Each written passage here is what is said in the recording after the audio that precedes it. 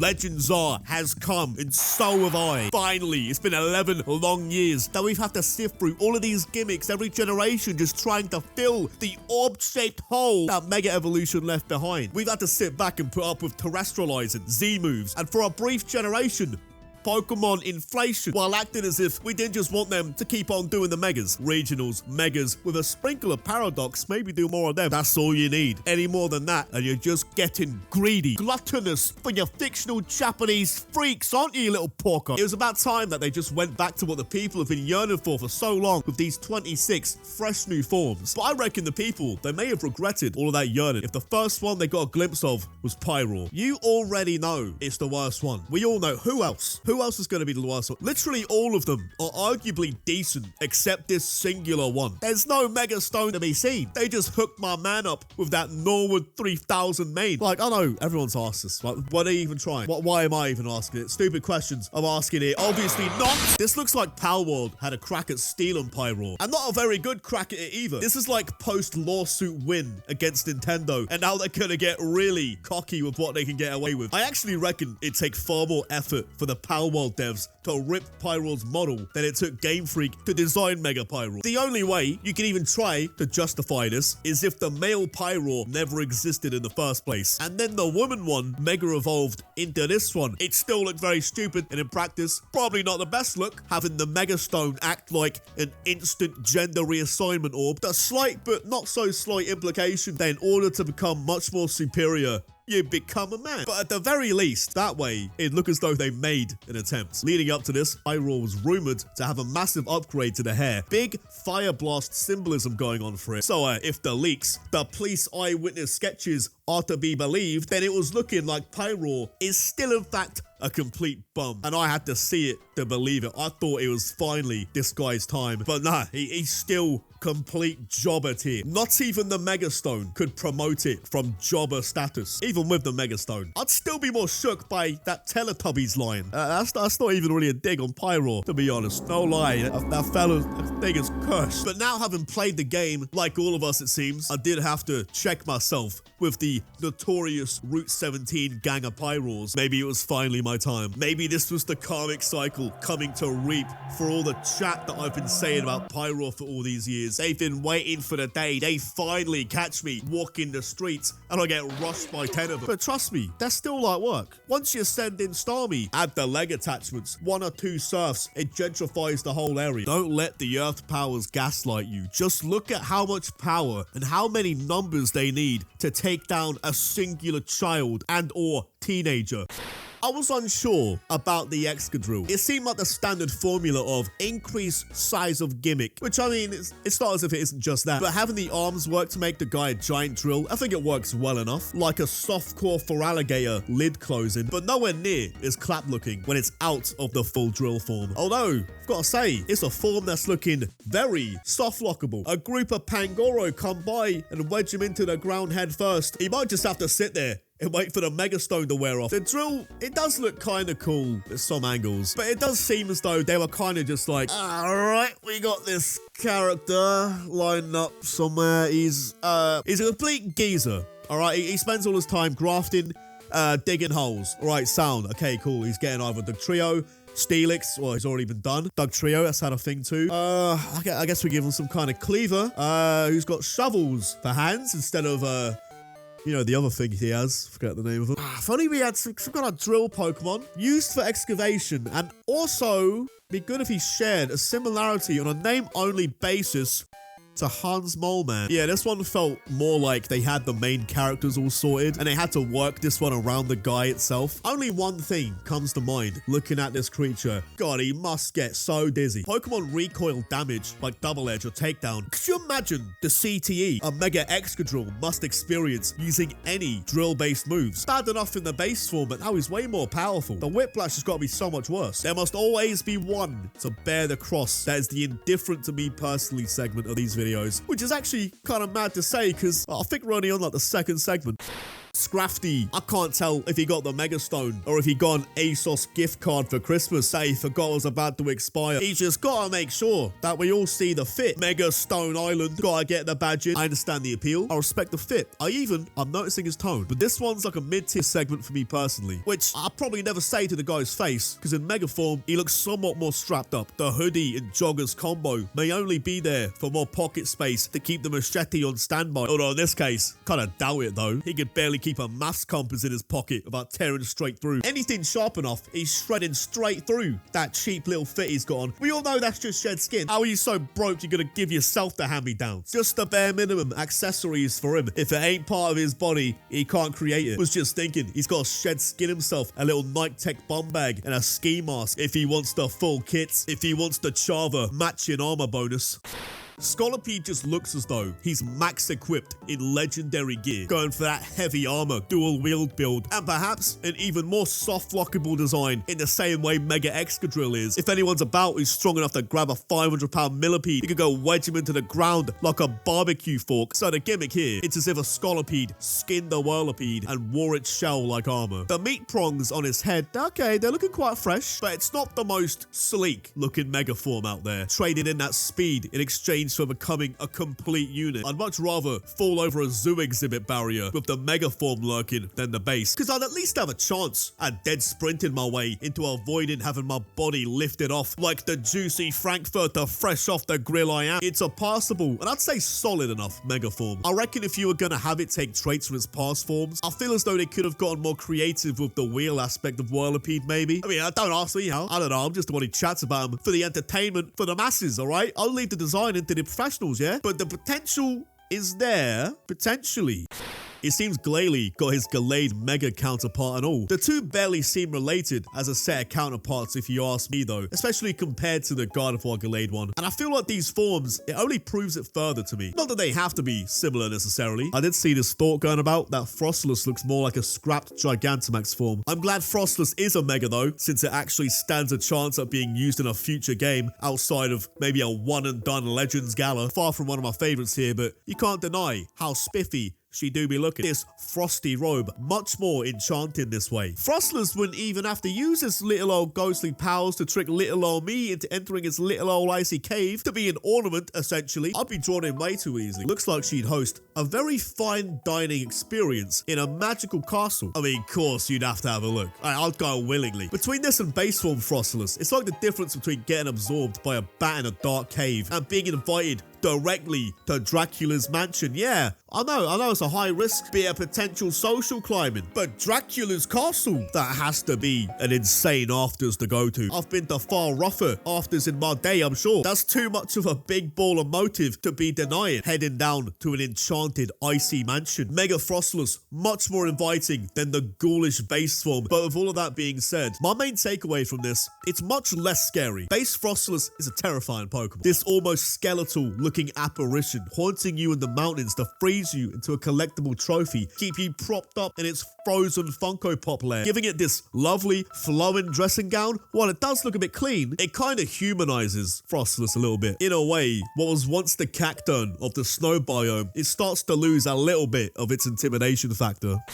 Chandelure doesn't seem massively different. Just looks as though it's been promoted up the tax bracket a good amount. Base form used to haunt upper middle class foyers. Mega one, just upper class foyer. The Mega Stone here is pretty much like chucking a can of WD-40 onto a fireplace. It's not bad at all, right? But I've been thinking about this leading up to the release. Like, what else do you even do with Chandelure? You either make him a bigger set of lights, or maybe you get a bit freaky. You go for the Dragapult gimmick or something. You make him a series of chandeliers that are hooked up with a bunch of lit wicks. Turn him into an electric type for all I care. Gentrified LED light Chandelure. No longer a ghost. It's day to day, like the Undertaker's biker form. But that's more of a regional though. Yeah, see, it's tricky, isn't it? Candle to lamp to chandelier. What goes past the chandelier? I think they've kind of maxed out the skill tree at that point. A large candelabrum. Ooh. Ooh, so I'm being told by Google's dodgy AI. It seems as if some handy laborers, they could be a bit spacious, but aesthetically, they just don't look too different, do they? Maybe my eyes, they're just too povo for this. I just can't see the same things that all the rich yuppies can.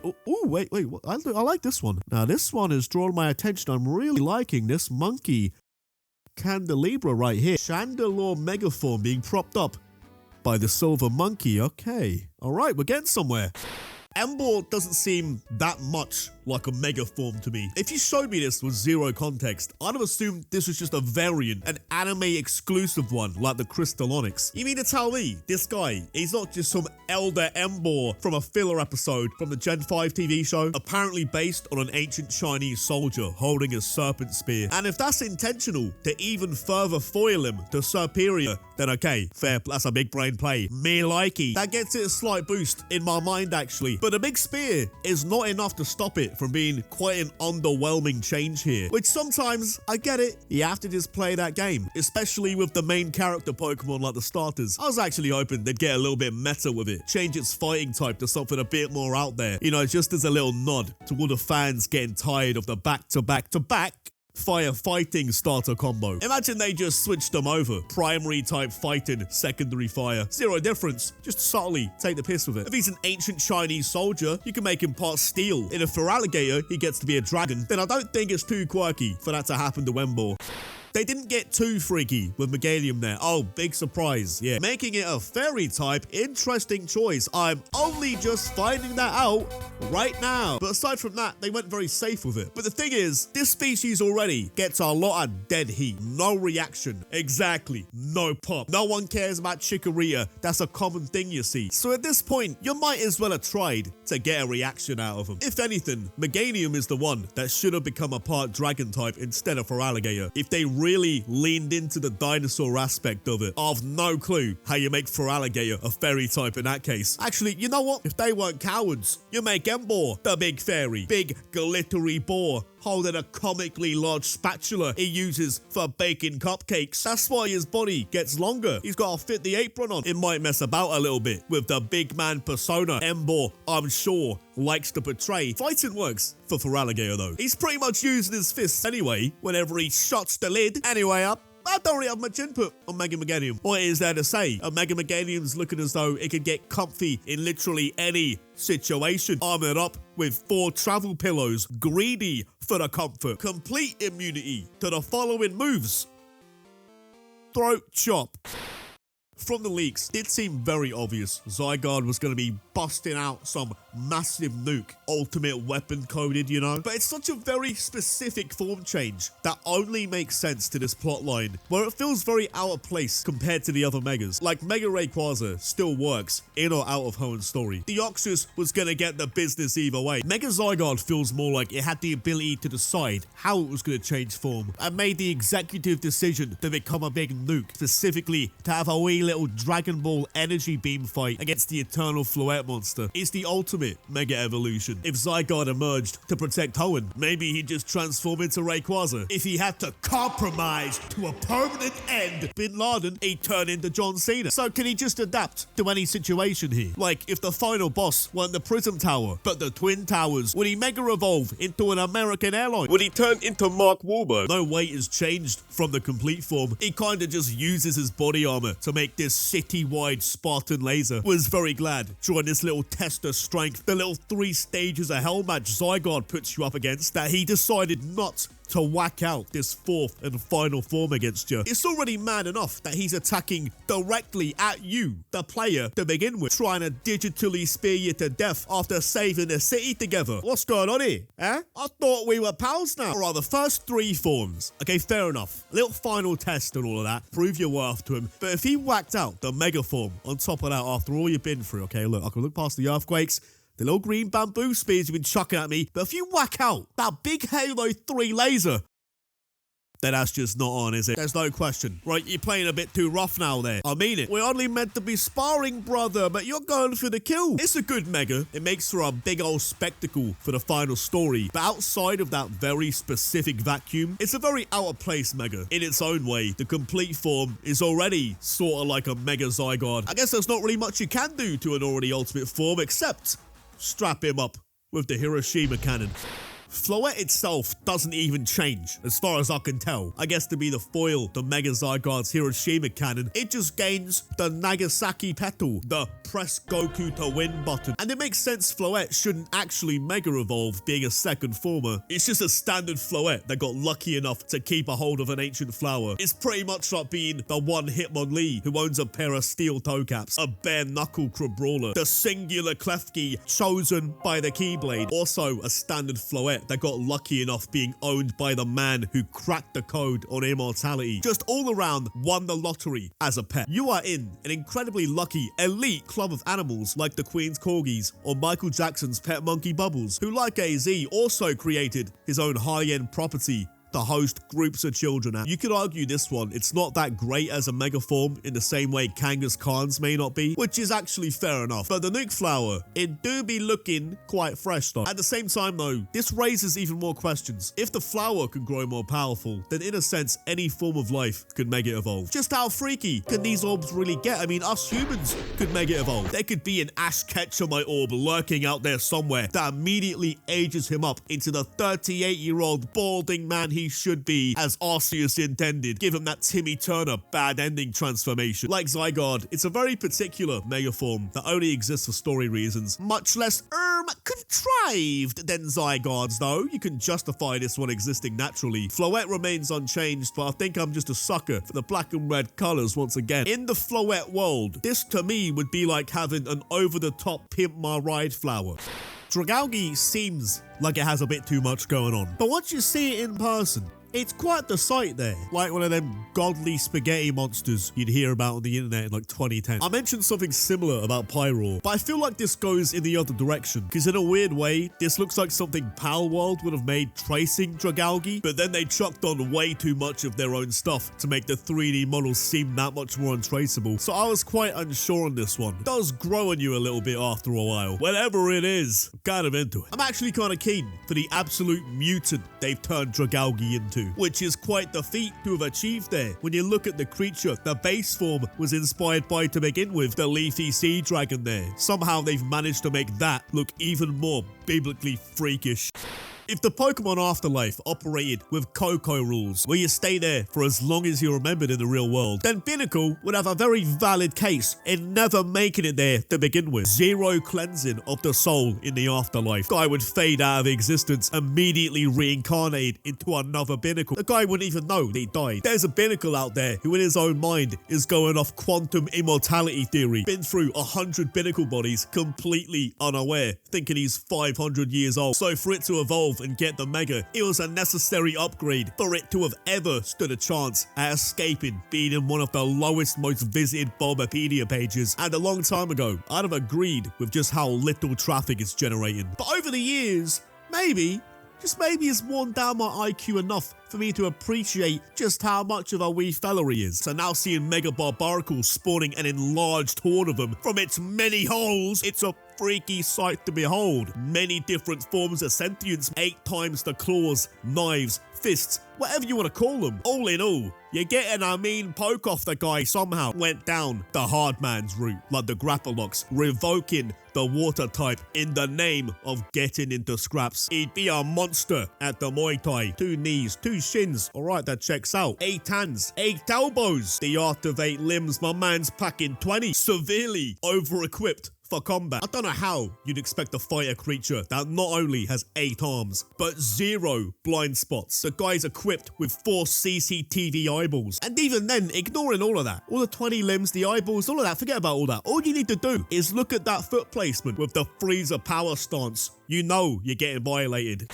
Totodile is in the top 10 for me, and it ain't 10 through 3, arguably 2 even, so you know it's potentially very dead, because at the time, I didn't even think I wanted it as my starter for this game. Do you understand just how dirty they had to do for Alligator to make me opt for a Chikorita, and potentially, you know, I was actually thinking I'd maybe take the Tepig over my top 1, the red skull shaped like the Totodile, and I think I've said before about how I'm not as much into for Alligator, because Totodile is just that good, and I'd rather he just just stay that way. And here Feraligatr is, heeding my advice, trying to look more like Totodile, and going off the leaks at the time, it looked as though it hadn't helped him at all. But this one, clearly another Starmie case. Once you see it in action, it's a game changer. Even though in this case, a temporary one sadly. I just wish the head wasn't recoiled all the way back. It should have been kept halfway down, so you can near enough always see the Totodile vision. Like a Totodile Xenomorph with a Feraligatr head poking in the middle. This might be the most sleeper build Pokemon I've ever seen. It'd be like looking at a Hitmonlee thinking, hey, he's alright.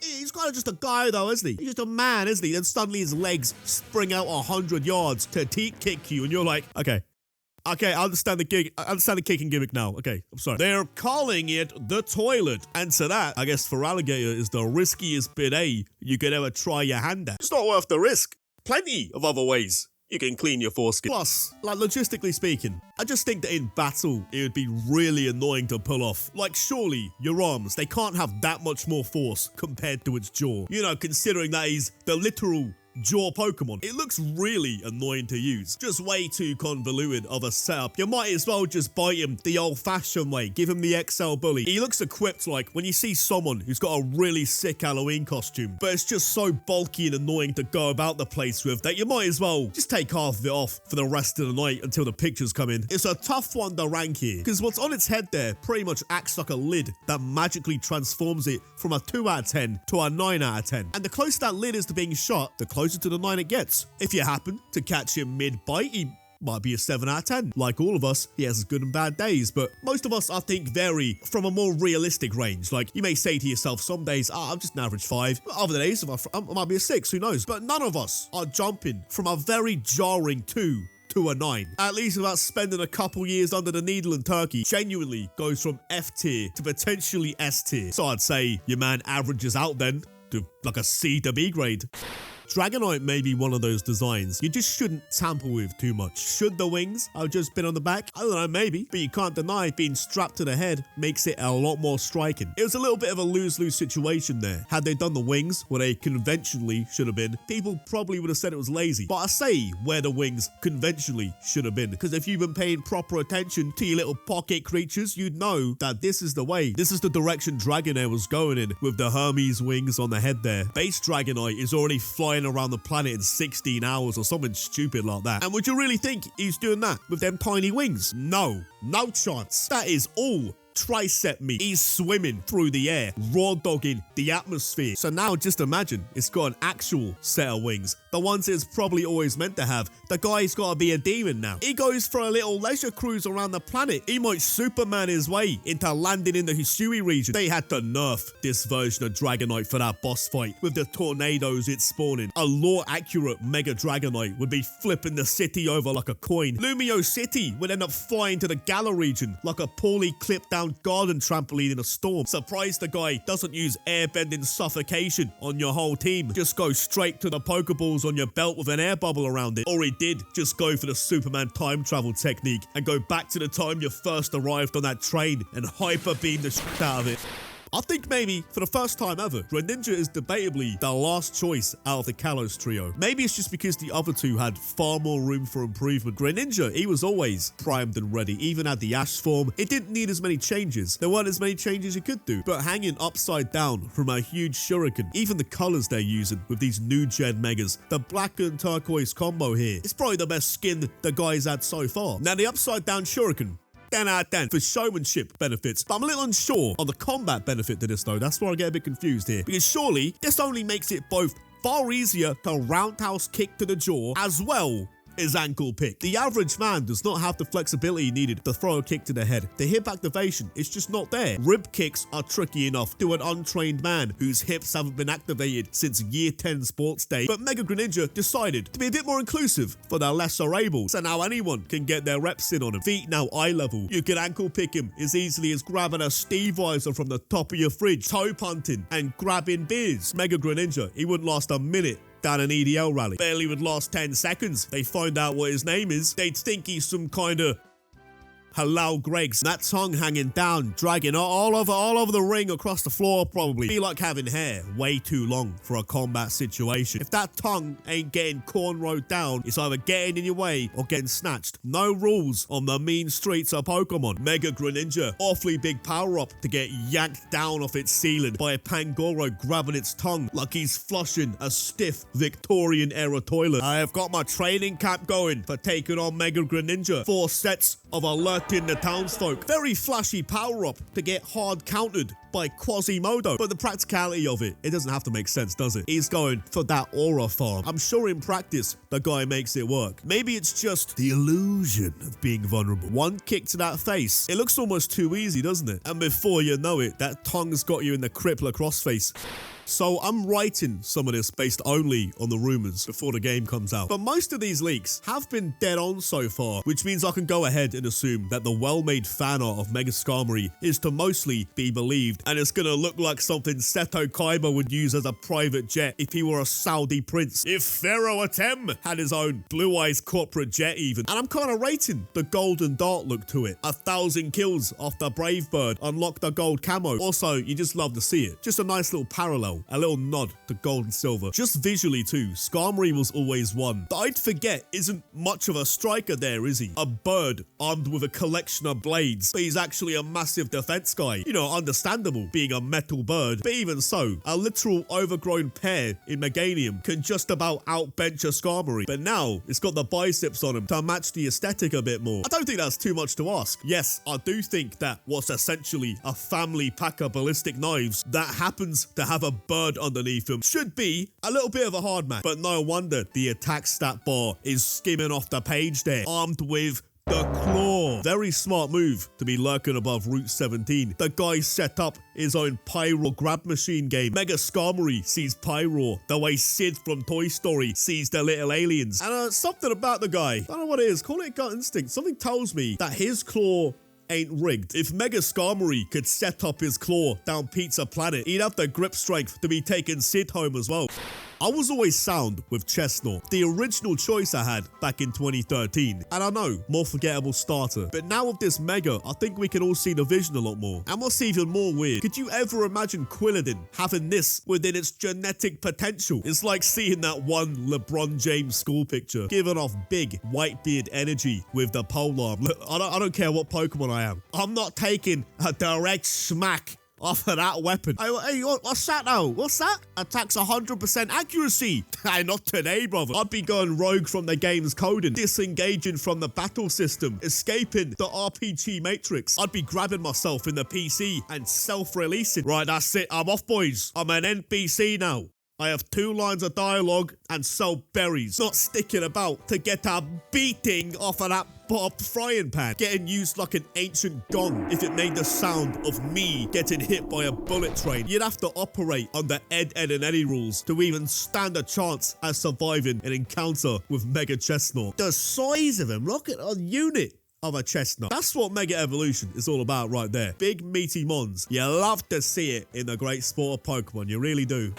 You know, I've always found Electros, and especially its pre-evolved forms, to remind me of that species of fish that, apparently swim right down your urethra. Now, the Mega form is not at all helping my suspicion. Flanked on the right and left with those 2 tentacles. Oh yeah, great one. Now he's equipped for both cock and balls. So it comes flanked with 2 fake Electros made from its own mucus, based on hagfish, the slime eels of the sea. The guy almost triples its weight through this transformation. That's a whole lot of mucus. That's 2 plates aside on a bench press worth of mucus gains. Now, Mega Electros actually gave me the most amount of business from the main battles in the game. My team unintentionally had a glaring electric type weakness. He was just a bit of a weapon against me. Now, there's 2 ways you can look at this, okay? 1, that is a disgusting, vile form transformation you would subject your pet electric eel to. Not unheard of, okay? I've heard tales recently of grandparents keeping eels in their bathtub, more so to eat than pet, but still, that's one takeaway. Second takeaway, if you want to be taken seriously in a combat situation, you've got to be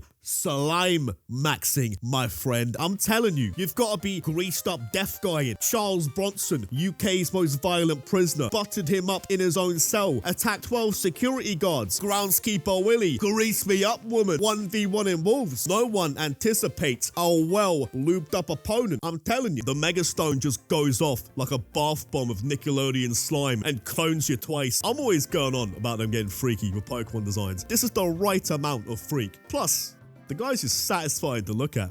Just jiggling around there like a fusion between a lava lamp and a wacky waving inflatable arm flailing tube man.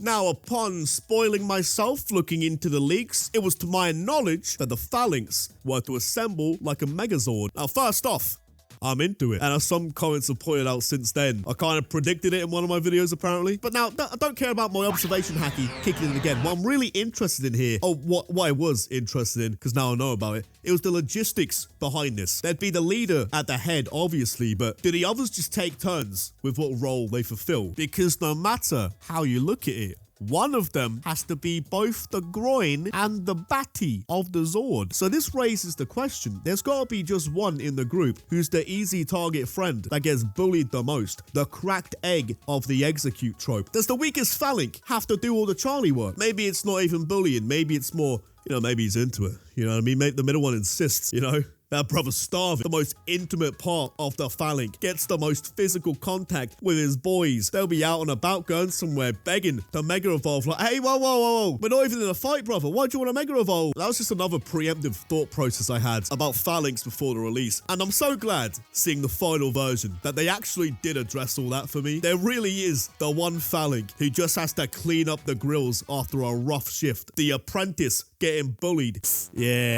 Yeah, we've all been there, mate.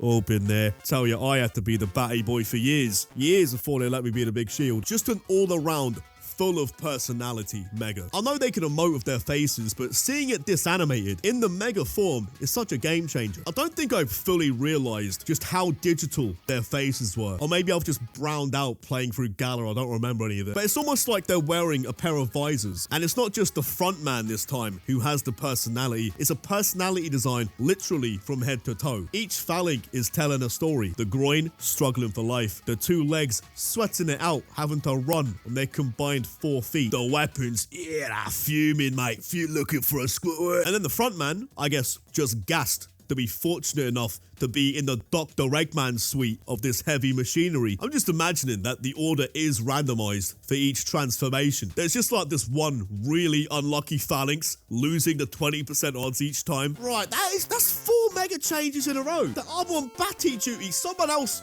has to be the Bunda one of these days. Which one is rigging the RNG here? Who keeps putting me in the Bunda slot? Phalanx always had the potential there. The source was laying dormant. It just needed something to piece it all together. And Mega Evolution was really the only way to go about it, aside from making it like a Metagross fusion type evolution, maybe.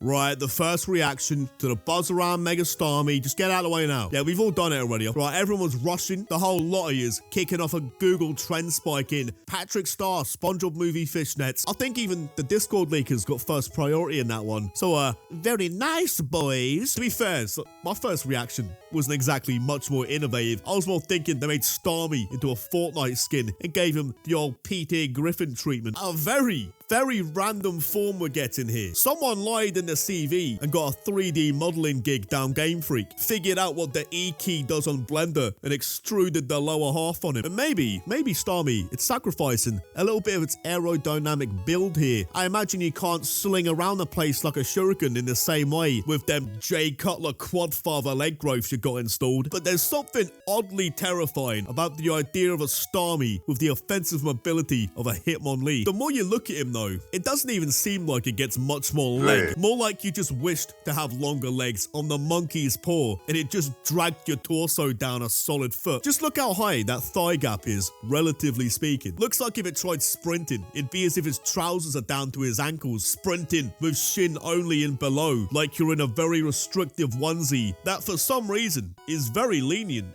with the cock and ball space. Mega Starmie is just a regular Starmie when he goes down the wrong part of the high street and notices the crackheads staring a little bit too much at the jewelry part of its face. I'm sure them legs will grow very quickly once the boys realize half your face is made of copper. I'm not even fully convinced Starmie Mega Evolved. He just looks like he's making a Sam Sulek inspired vlog and doing a pose down at the end of a quad focus leg day. Don't even need to use the Mega Ring. You just need to get Starmie a big enough mirror and he'll just whack out the leg pump nonchalant like, let's see what we're working with here. Goodness, yeah, that's a little something. You're telling me a stone that could free you from the short king shackles society has bound you with. These scalpers, they get violent enough getting Pokemon cards, but a crystal ball that could potentially triple your ability to pull gals. People would be gearing up for them Costco visits like it's the Battle of Berlin. Your man goes back to the other Starmie, absolutely height-mogging. Don't even bother getting them riled up if you're an alpha one as well, showing off the legs, mercilessly dunking on everybody, wearing shin pads to formal events just to flex the fact he has a set of kneecaps, heads down the club with the Denver Nuggets jeans on, evolves into Mega Starmie, sets the all-time squat record for the species, reverts back into the base form, then retires from the great sport of Starmie powerlifting. It's a fun concept, you know? What if this Pokemon were longer? But unless you value really stupid Pokemon, this one's not going to be of great use to you, really. It's a bit of a goof, maybe even a little bit of a gaff too. No, it's definitely stupid, but in the best way possible. You're lying to yourself if you think otherwise. Personality amplified along with its joint count, and it's the one everyone's been talking about. I've definitely not heard a single person talk about Excadrill. Listening back to my own audio, it's the first I'm hearing about the guy, but Starmie is one that sticks in the mind, whether it be through the memes or maybe your own sleep paralysis. Either way, it gets to you eventually. Said to have had its cells reinvigorated, youth regained back in its prime. They've done my man Drampa well with this one. Looks like a proper mythical this way. And I've always rated Drampa, so I was quite keen for it. I just didn't realize you can only find him in the morning of a very, very late game route, so I didn't exactly get to see too much of the guy, if at all, in my main story. He's near enough Alola's Drudagon, so the guy is more than welcome to get a little bit of the sauce lathered onto him, I tell you what. As if the Mega Stone got him off the Pendulums and he started putting in a bit of effort for once. Drampa goes from looking zen, chilled out, milky Bill Cosby eyes like a dog born in 2005. He looks fuming, like you've disturbed his 1,000-year slumber, and now you've found yourself in a situation where you have to offer him something of intrigue before he decides to swallow you down his long water slide of a neck. I feel like if I managed to impress him enough, he'd bestow upon me a forbidden relic, a powerful Shenggong Wu. There is something about his angry look that does rub me the wrong way a little bit though. Something about him just gives off the energy of a creature that'd rock up to the bathhouse from Spirited Away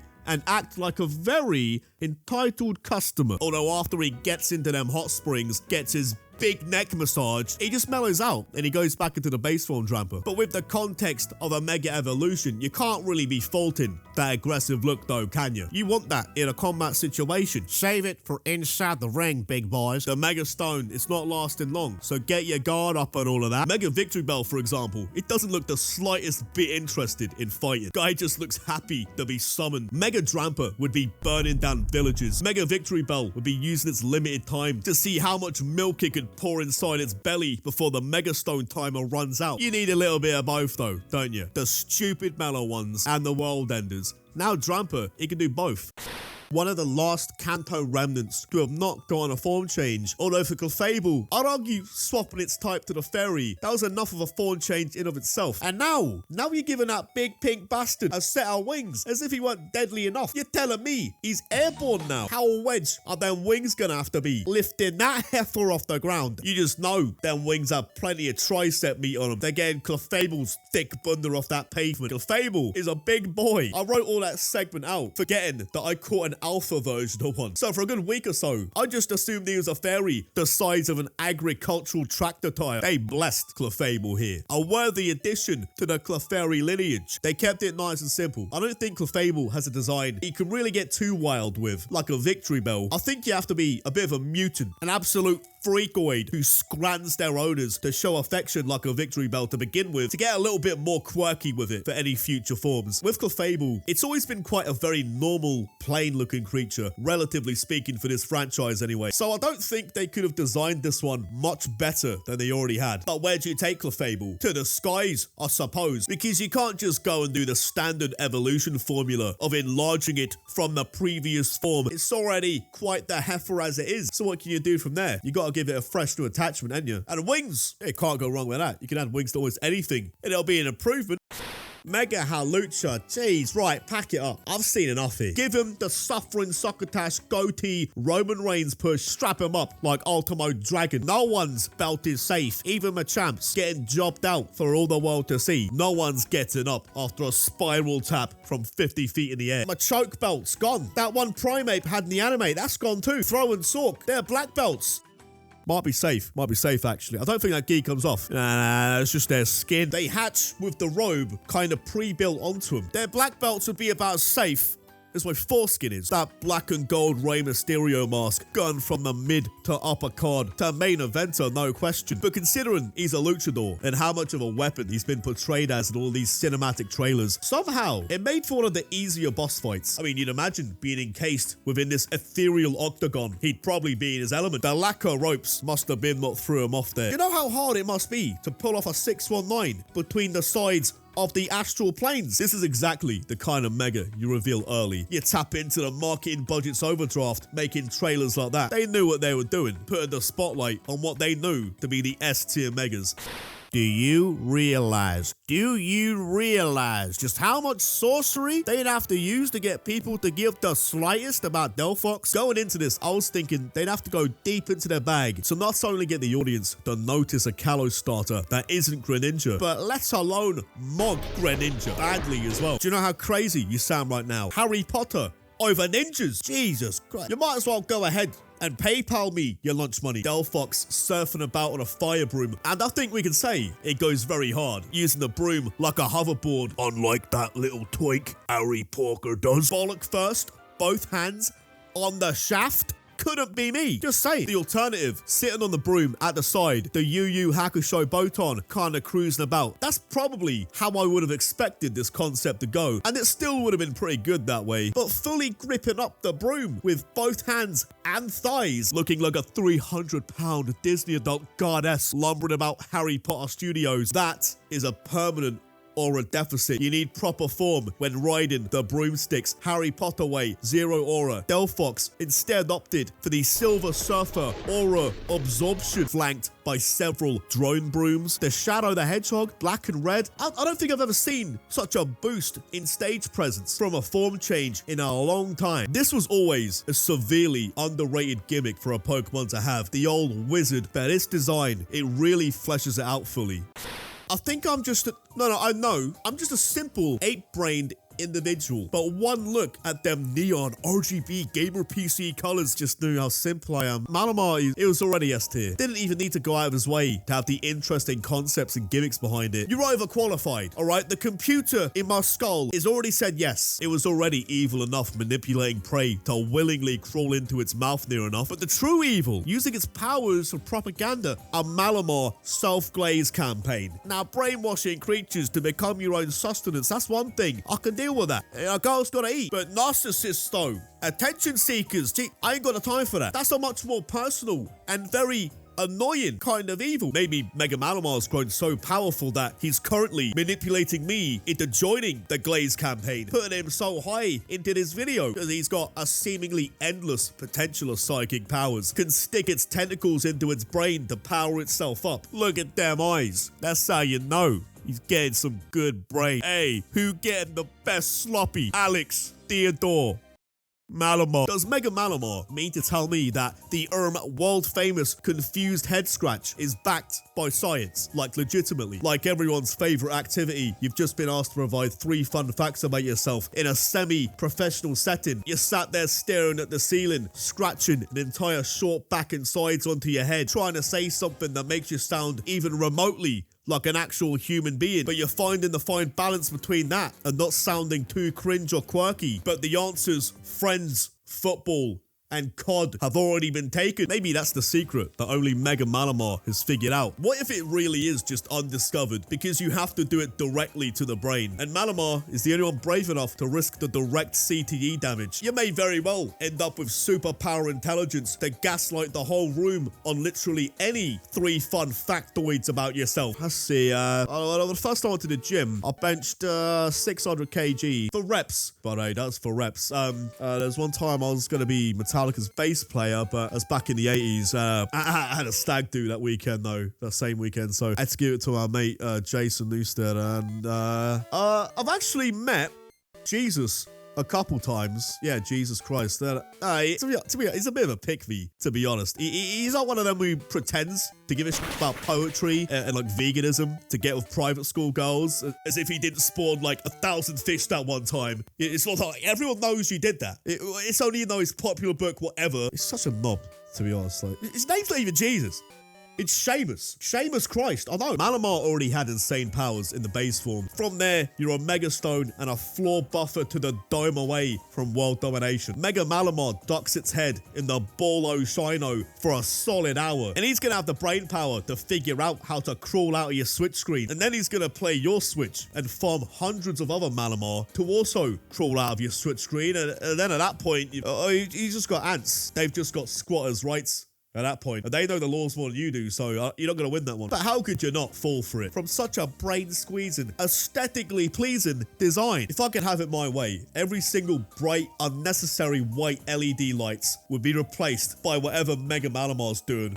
Big day for the Vor community. Mega Victory Bell looking like what I could only assume to be a very front-heavy fleshlight. Now, disclaimer, and neither of those two statements are potentially why this might be the #1 segment. I want to put that into the ethos straight away. This whole time, Victory Bell had been 1 stone away from morphing into this gluttonous bag of holding. Looks as though it's in a permanent state of a yappy cartoon henchman having its lips comically grabbed shut by its boss, charging up a solar beam. Them lips are charging up a mean bomba clock in a perpetual state of pure Homer lost. Ooh. Mega Stone. Victory Bells already canonically eat humans, or at least it's heavily alluded to, but this Mega probably packs up entire tribes, but he looks far too joyous to hunger for human meat. I don't think I've ever seen a creature so jolly maxed. He seems far less evil now. Human flesh? Nah. He's too pure of a soul now. That doesn't align with Mega Victory Bell morally. I think these days he's taking a more vegan approach to human meat. Yeah? No thanks. I'm full. Maybe if they come out with a corn alternative, then I may dabble in a bit of the human meat again, but in its mega form, it is enlightened, too pure in the soul to be cannibalizing us. I don't think they could have designed it any better. You always see people checking off the Kanto set, seeing what's left that hasn't had a new form of evolution introduced. A lot of people complain, Kanto, you are greedy. But when they keep conjuring up designs with this much source to them, I don't think we can be complaining that Kanto gets the attention. If I were getting that Team Rocket James consumed by my own Victory Bell, I don't even think I could stay mad at him in this form. If I survive the encounter, that is. Something tells me that this one don't play about with his food. You're not simply spat out to be reconsumed at a much later date. That much later date being the same 20-minute primetime slot, same time next week, yeah? You went to that mouth. It's a one-way only system. If James's Victory Bell were about with a Mega Stone, he'd enter that belly looking like Team Rocket James, and he'd be going out looking like post-Mewtwo Dr. Fuji. My gut instinct is going the other way around this time. Instinctively, I'd avoid one of these because, you know, they probably would scran me. They would absolutely consume me. But I just want to grab one and drink out of him. Feel as though it'd be like squeezing a keg-sized Capri Sun. Every kid's dream. And to top it all off, just very good in-game for me. Lugging him about the city, juiced up off a growth. He's Giga Draining the saturation straight off your Pokemon. He once Giga Drained the Vaporeon, turned back into an Eevee. I swear to you.